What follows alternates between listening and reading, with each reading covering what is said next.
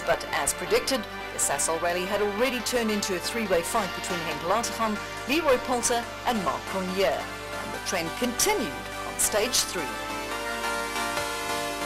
Again, it was Latergan and White who set the target time of 16 minutes and 11.7 seconds on the 25 kilometers of wet gravel roads near the Driekop sawmill, with the Castrol Toyota of Poulter and Coetzee in hot pursuit.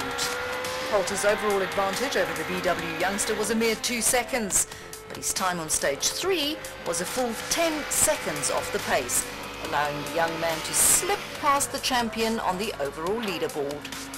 But all of that was for second place, because Marc Cronje continued his winning ways by claiming yet another stage victory, his third in succession. It was only by 0.2 of a second, but enough to maintain his grip at the top spot of the leaderboard. Behind the leading trio, the Sasol was turning into a good event for Japie van Niekerk and Gordon Noble. The Irishman must have felt right at home on these muddy roads as he helped to steer the New Africa Development's Ford Fiesta into a comfortable 4th position overall, nearly half a minute ahead of the chasing pack. The chasing pack consisted mainly of Janelle de Villiers and Carolyn Swan in the second of the Castrol Toyotas, and the Volkswagen Sasol Racing Polo of Gugu Zulu and Pierre Aris. De Villiers had the upper hand after stage 2, but Zulu set a blistering pace on stage 3 to move past the Dakar hero on the overall standings. Behind them, the Dutch and Belgian pairing of Hans Weiss and Bjorn de Gant was struggling to find a rhythm down in 7th overall, while the older specification PZN and North City panel beaters Oris of Wilro Dippenaar was leading the NRC 4 Challenge and in 8th overall. And go there for. Early days, but with a tough few stages under the belt, it's the name of Cronje that topped the standings with a 19-second advantage over Latergan. Poulter was a further 8 seconds back, with Japie van Niekerk the best of the rest, comfortably ahead of Zulu, who rounded out the top 5. And finally, a chance to clean off some of the mud in the Dunlop service park and time to reflect on the three-way battle that raged at the top. Latergan found himself in 2nd position. We haven't had a clean stage yet, and to lie in 2nd with all those problems is not bad. And with a lead of nearly 20 seconds, Marc Cronje was exactly where he wanted to be. Yeah, we are, but it's a bit of a lottery, to be honest, and yeah, I think it's not easy out there. Stage 4 and 5 were the same 2 stretches of muddy roads that were used as stages 2 and 3 just an hour ago. Crews would therefore be aware of all the dangers, which in itself could be dangerous, as they now believed that they could go even faster. But the conditions did not allow them to go any quicker. It was now so treacherous that Marc Cronje's time on stage 4 was more than a minute slower than when the roads were used as stage 2. But it mattered little, as it was still fast enough to record his 4th successive stage victory. Behind Cronje, it was Leroy Poulter who steadied the ship by turning the tables on Latergan.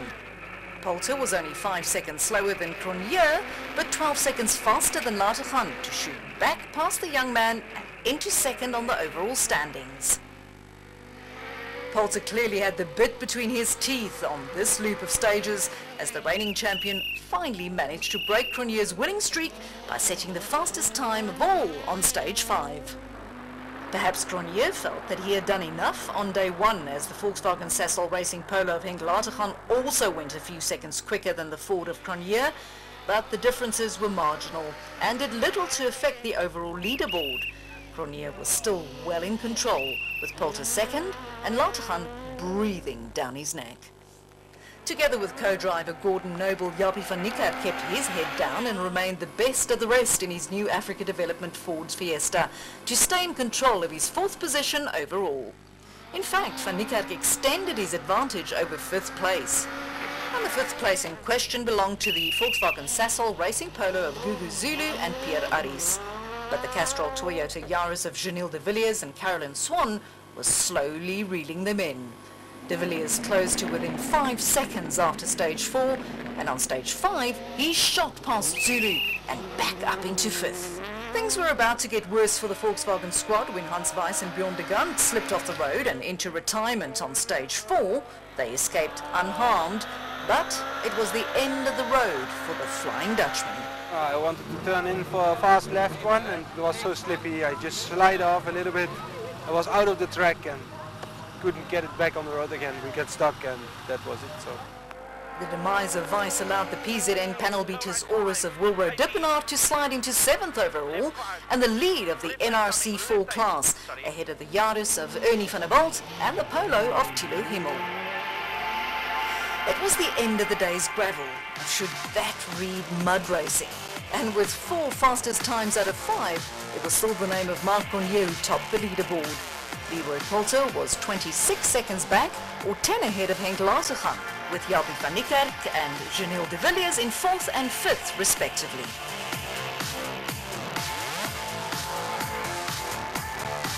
The sun was setting over the Dunlop service path, but the day's racing was far from over. Marc Grenier was still pleased with his performance so far. Having the lead going into the tarmac stuff, I'm very chuffed about that. Leroy Poulter had it all to do, while Henk Lateghan was still in 3rd. Few moments in the last one, 2 overshoots. So considering everything, it's quite a good day. You know, let's see, we've got 2 tar stages, maybe we can close the gap up a bit.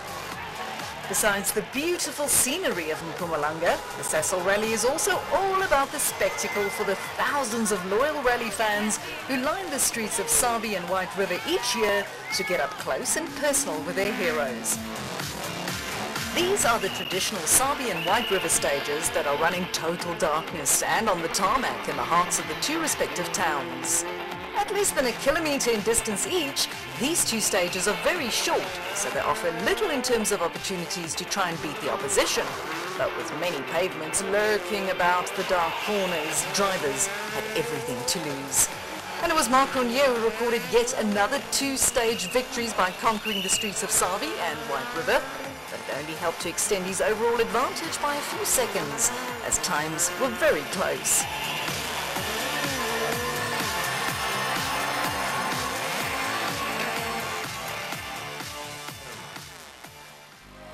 Many things define each year's Sasol Rally, and this is one of them. The Saturday morning running of the very famous Nelspruit Super Special at the Spaghetti Junction in front of thousands of people. It's a super special stage, which means that 2 evenly matched cars race each other over different loops of the same course, often resulting in a nail-biting finish. And what a way to start the day's action with a duel between rivals Marc Grenier and Leroy Poulter.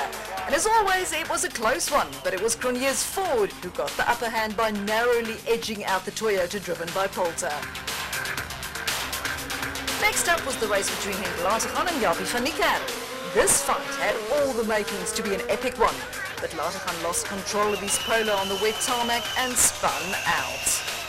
After a vital few seconds, Lateghan managed to restart the Polo and got going again, but this placed him right in the path of the fast-approaching Ford Fiesta with disastrous consequences. Both crews were shaken but escaped serious injury, allowing them to further discuss the reasons for the accident. But the same couldn't be said of especially the Fiesta, which suffered extensive damage.